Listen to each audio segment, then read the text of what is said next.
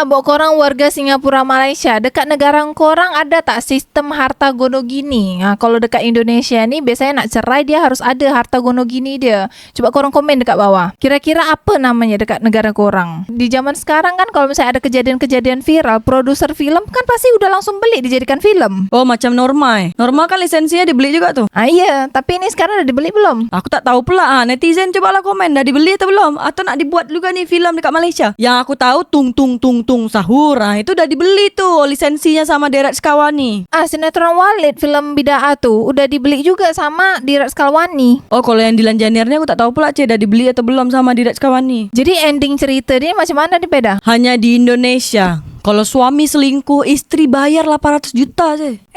Hanya di Indonesia, belanja tak belanja di minimarket tetap bayar parkir 2.000.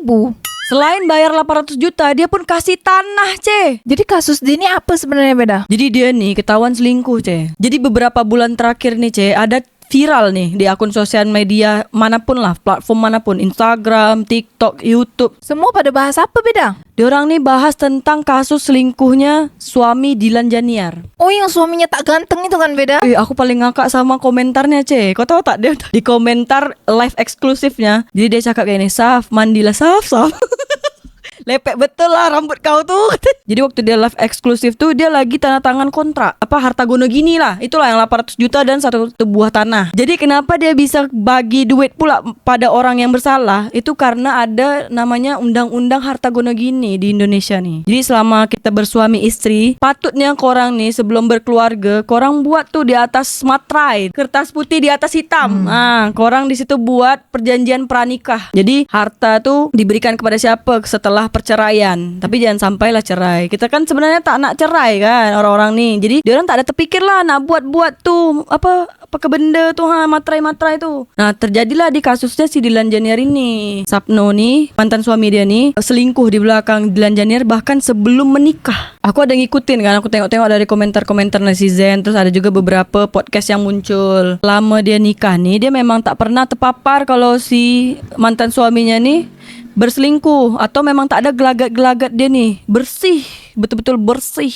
Bok korang warga Singapura Malaysia, dekat negara korang ada tak sistem harta gono gini? Kalau dekat Indonesia ni biasanya nak cerai dia harus ada harta gono gini dia. Coba korang komen dekat bawah. Kira-kira apa namanya dekat negara korang? Jadi kan selama dia menikah nih, pacaran segala macam tuh, dia tak ada terpapar kalau mantan suaminya nih ada selingkuh ataupun main belakang lah, main samping segala macam. Jadi setelah dia melahirkan nih, adalah beberapa fans atau memang orang yang kenal dia nih, karena kan dia kan seleb TikTok awalnya kan, seleb TikTok, selebgram, pokoknya dia terkenal lah. Adik mau pergi ke sini abang, gitu-gitu suaranya. Jadi orang suka sama kecentilan dan keunikan dia gitu. Terus dia mesra betul juga kan dengan suami dia nih kan. Jadi orang betul-betul kayak couple goals gitu-gitu. Sampai akhirnya ketahuan itu tuh, beberapa fans dia tuh ada yang DM udah membuktikan kalau dia orang nih ada transaksi berkali-kali ternyata. Sampai kalau di total-total tuh mungkin ada 10 wanita. Ini 10 orang nih korban mutilasi Beda? Korban selingkuh lah. Taklah korban selingkuh. Dia ni cewek-cewek yang dia temui selama dia pernikahan. Dah terbongkar karena kan dia agak lama sedikit vakum kan. Ada beberapa bulan dia vakum, tak ada upload segala macam. Ada yang spill lah, mungkin eksklusif atau segala macam, di spill di TikTok ramai. Habis itu baru ujung-ujungnya, awalnya nih dia nih tak nak membongkar aib keluarga kan jatuhnya kan. Dia tak nak memberikan panggung untuk si mantan suaminya ini. Terus juga tak nak kasih tahu lah kalau memang mantan suaminya ini berlaku curang sama dia. Tapi sampai akhirnya dia memutuskan untuk berspeak up itu gara-gara suaminya ini nuntut harta gono gini itu. Awalnya dia cakap sampai 3M. Karena kan selama ini yang bekerja mereka berdua, tapi awalnya yang benar-benar bekerja tuh dia, si Dilan nih. Udah terkenal dulu, terus masuk suaminya ikut juga lah dalam manajemennya. Sampai akhirnya tuh suaminya pun kerja dan digaji sama si Dilan. Jadi aset-aset Dilan ini udah banyak kan. Anggapan si suaminya selama mereka menikah itu tuh adalah harta bersama.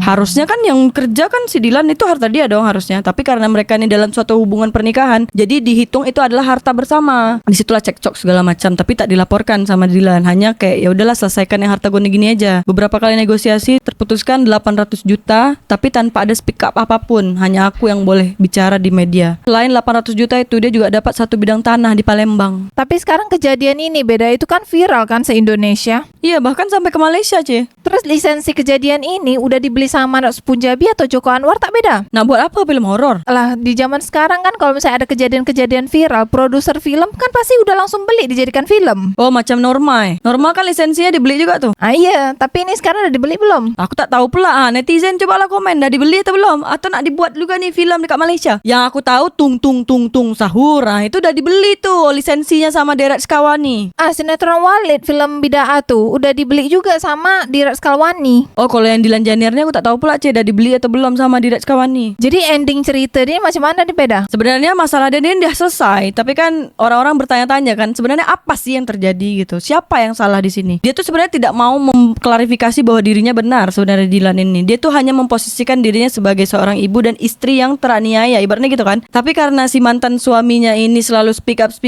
up dari POV-nya dia, orang yang juga nggak tahu gimana aslinya. Jadi si Dilan ini gondok gitu. Dia kesal gitu. Jadi makanya dia speak up, dia masuklah podcast ini, podcast itu, podcast ini, podcast itu gitu. Tapi aku tak pernah pula nih nonton podcast dia beda. Berarti engkau tak terpapar, Ce. Dia ini udah sama Denny Sumargo. Udah banyak orang-orang podcaster Indonesia nih yang undang dia. Kalau kasus-kasus selingkuh Indonesia nih yang terpapar dengan aku nih, Ahmad Dhani, Baim Wong sama Virgon. Itu kan kartus artis Indonesia, artis nasional Indonesia. Kalau ini dia masih seleb, Ce. Masih seleb TikTok, seleb Instagram. Tapi memang terkenal lah. Jadi banyak kalangan yang tahu dia. Cuman belum sampai main film, belum punya produksi lagu segala macam. Tapi netizen Indonesia nih beda baru-baru ini menghebohkan kalau Baim Wong ini mengenalkan anak-anaknya kepada Kimberly Ryder. Oh, yang ada netizen komen tuh, Kim, jangan sampai red flag kedua kalinya gitu ya. Iya, kalau itu aku terpapar beda. Iya, Baim Wong sama Kimberly Ryder nih, dia nih artis nasional Indonesia. Dia pemain sinetron, pemain film. Kalau Dilan Janier nih, dia nih masih seleb lah, seleb platform lah macam TikTok, Instagram, YouTube, kayak gitu, macam Rahel V-nya. Kayak gitu-gitu. Tapi sekarang kenapa pula dia bisa viral juga beda? Nah, itulah karena ada undang-undang harta gono gini itu. Jadi kita baru terpapar nih. Kalau ternyata di Indonesia selingkuh itu bisa selamat dan dapat duit.